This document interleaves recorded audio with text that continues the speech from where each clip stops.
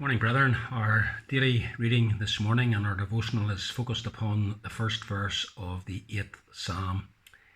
O Lord, our Lord, how majestic is your name in all the earth.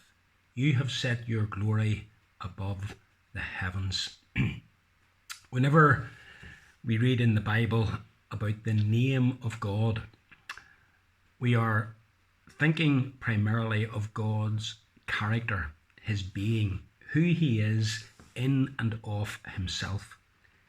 And so the psalmist says that God, when we think of him, he is majestic, he is glorious, he is one who is to be adored.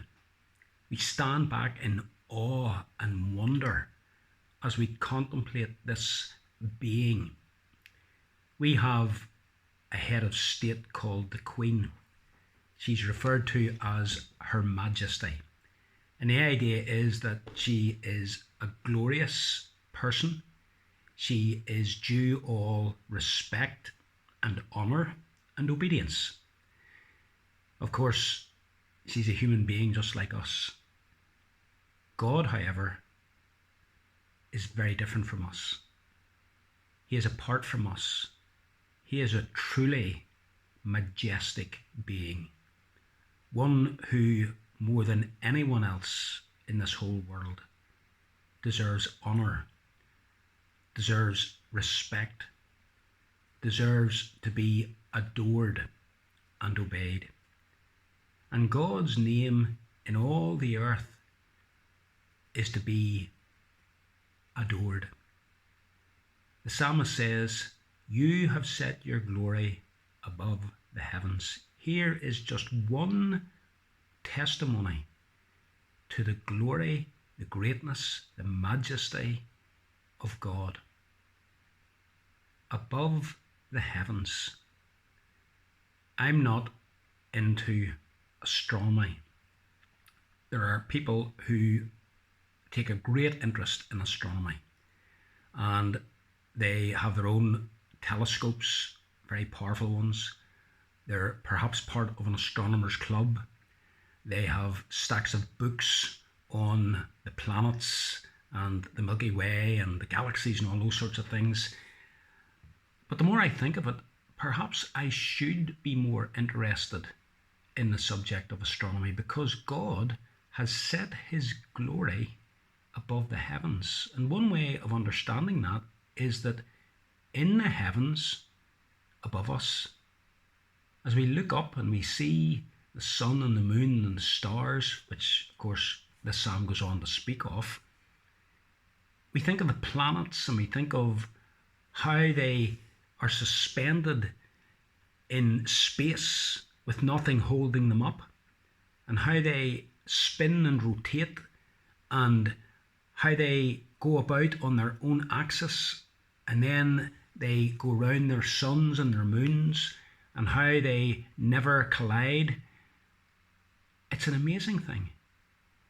And to think that all of these things were made by God. And to think that the earth on which we live is but one of those planets. And that it is put there in such a place, at such an angle, turning at such a speed, revolving around the sun in such a continuous fashion over a given period of time, that it provides day and night, that it provides an wonderful environment in which we can live. It's amazing to think that our sun in the sky, how it produces enough energy and heat in order for this world to continue to exist the way it does. And all of this because our God has made these things. I think that as Christians, if we did begin to look into astronomy a little bit more, it would certainly deepen our appreciation of the glory of God. Our God is glorious. He's majestic. How majestic is your name in all the earth? And if only people realised how great this God was, why the whole earth would be sending up a glorious anthem of praise to this great and wonderful God. You have set your glory above the heavens. The next night where you have a clear sky, go out and look up and take 5 or 10 minutes to behold the majesty and the glory of God above you. And what you see is just a little bit of God's glory. Think of all the other aspects of God's glory that we see in this world in which we live and in the worlds that go far beyond our world.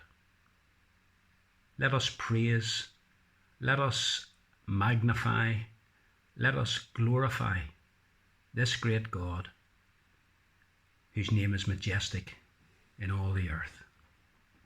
Have a good day, folks.